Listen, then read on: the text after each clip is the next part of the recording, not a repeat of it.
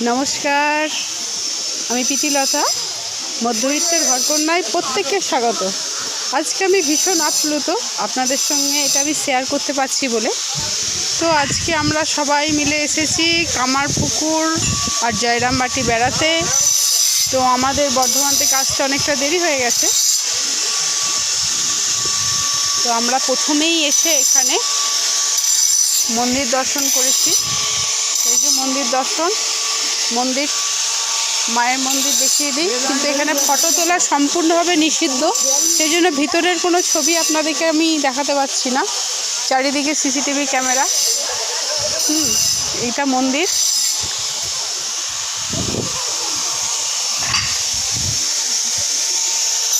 এখানে 11টা পর্যন্ত খাবারের কুপন দেওয়া হয়।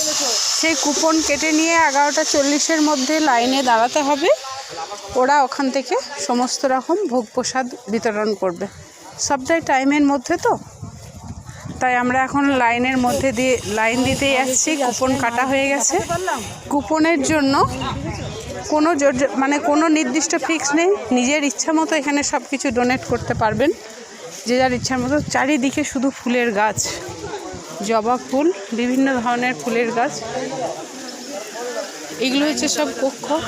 হ্যাঁ, দেখুন লাইন দাঁড়িয়ে গেছে, সামনে লাইন চলছে, সবাই কুপন নিয়ে দাঁড়িয়ে গেছে। গাছগুলো দেখুন একবার, ফুলে ফুলে ভরা, অপূর্ব সুন্দর। এই সৌন্দর্য বর্ণনার অতীত, বর্ণনা করা যাবে না। তো আমরা এখন এখানে লাইন দাঁড়ালাম সবাই মিলে। আমরা সবাই, আমাদের পিছনেও সব লাইনে আসছে, প্রচুর লাইন। এখানে ভোগ প্রসাদের জন্য লাইন দিতে হবে ঠিক 11টা 40-এর মধ্যে। সব লাইনে দাঁড়িয়ে আছি।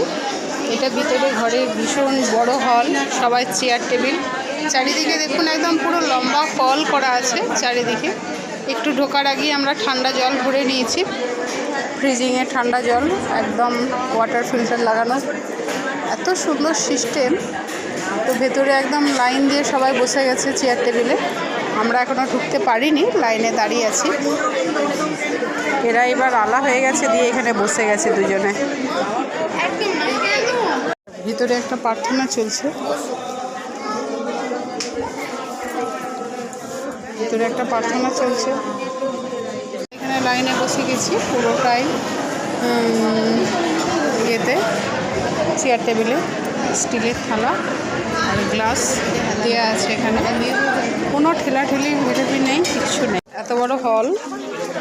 এই যে আমরা এখানে প্রসাদের লাইন দেখুন, মহিলা আর পুরুষ লেখা আছে আলাদা করে, প্রসাদের লাইন। এই যে হলটা খাওয়ার পরে কি সুন্দর সিস্টেমটা জানেন। এই দেখুন, ওই দেখুন কোণে একটা এরকম ডের মতো দেয়া আছে, ওর মধ্যে গিয়ে জানলা দিয়ে সবাইকে থালাগুলো দিয়ে দিতে হবে, থালার গ্লাসগুলো। একটা ময়লা ফেলার ডাস্টবিন আছে।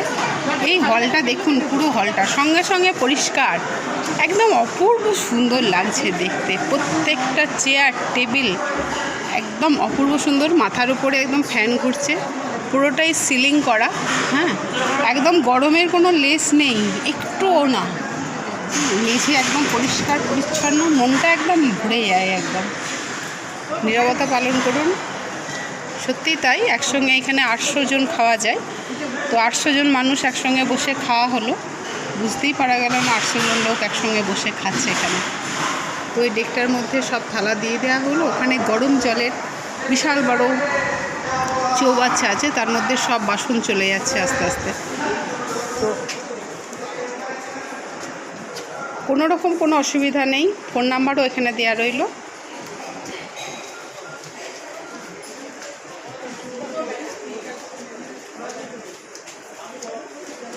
চারিদিকে দেখুন কল,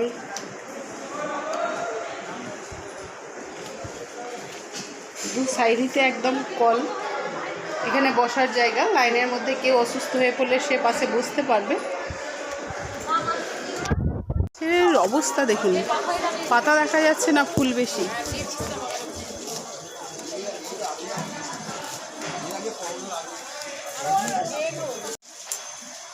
এইখানে স্নানের তো ভীষণ ভালো ব্যবস্থা আছে।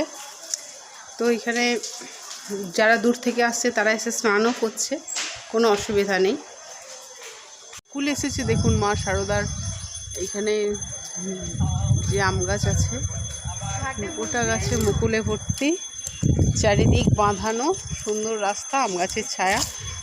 আচ্ছা, এখানে শারদা ধাম আছে। এখানে আগে থেকে বুক করলে রাত্রে থাকার ব্যবস্থা আছে আর কি। এখানে এরকম বড় বড় অনেকগুলো বিল্ডিং আছে, রাত্রে থাকা যাবে।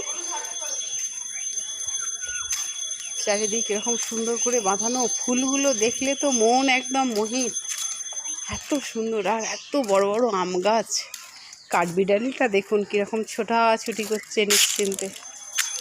অনেক দিন পর এরকম একটা পরিবেশে এসে এত ভালো লাগছে।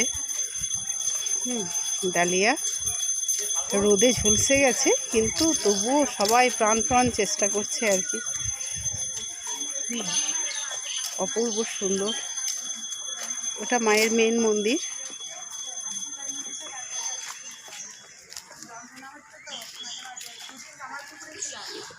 সম্পূর্ণটাই পরিষ্কার।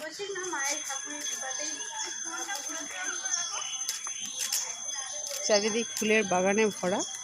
আচ্ছা, এখানে একটা বাঁধানো খুব সুন্দর ঘাট আছে, রঙ্গন ফুলের একটা গাছ। রঙ্গন ফুল, ছোট ছোট গাছ দেখেছি তো আপনারা। এটা দেখুন, এটা একটা রঙ্গন গাছ, রঙ্গন ফুলের গাছ। এটা একটা দেখুন অবস্থা, কালারটা দেখুন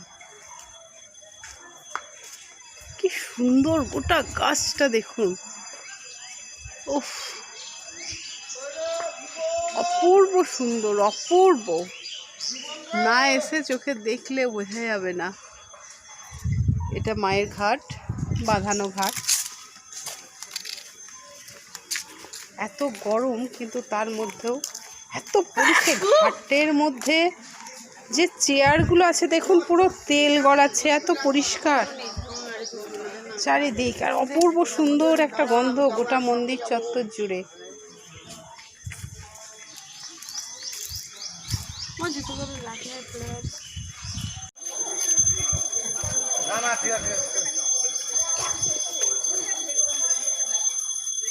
কি সুন্দর ফুলের বাগান। মায়ের মন্দিরের সামনেই, মেন মন্দির তার সামনে এভাবে করা আছে।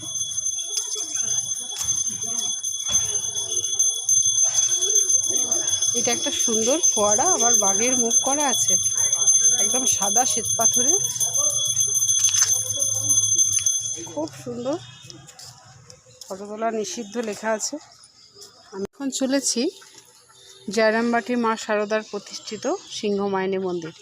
সে মন্দিরে যেতে যেতে হঠাৎ করে চোখে পড়লো আনারস গাছ। এখানে চট দিয়ে ঢাকা দিয়ে রেখে দিয়েছেন ওনারা। রাস্তার দুধারে রয়েছে কি। আমরা রাস্তা দিয়ে আস্তে আস্তে এসে পৌঁছে গেছি। এখানে দেখুন একটা আটচালা করা আছে, ফ্যান।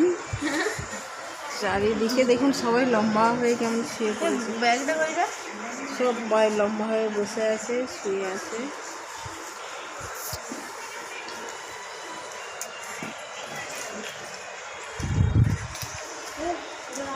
মন্দির সিংহবাহিনী। এখানে সিংহবাহিনী মন্দিরে আমরা সবাই বসে অনেকক্ষণ ধরে রেস্ট নিলাম। তো এখানে যে এই যে মাটি দিচ্ছে দেখুন, প্রত্যেকেই চিকচিকি করে নিয়ে যাচ্ছে মা সিংহবাহিনীর মাটি। এই মাটিকে খুব পবিত্র মানা হয়, সর্বরোগ হরণকারী। আপনারা সবাই বেড়াতে আসুন, এখানে ভালো লাগবে প্রত্যেকেরই। অনেক দূর দূরান্ত থেকে এসেছে, পরিচিত হলো অনেকের সঙ্গে। এটা সিংহবাহিনীর মন্দির। এইখানে আলাদা করে রাখা আছে মাটি, প্রত্যেকে নিয়ে যাচ্ছে এখান থেকে মা সিংহবাহিনীর মাটি।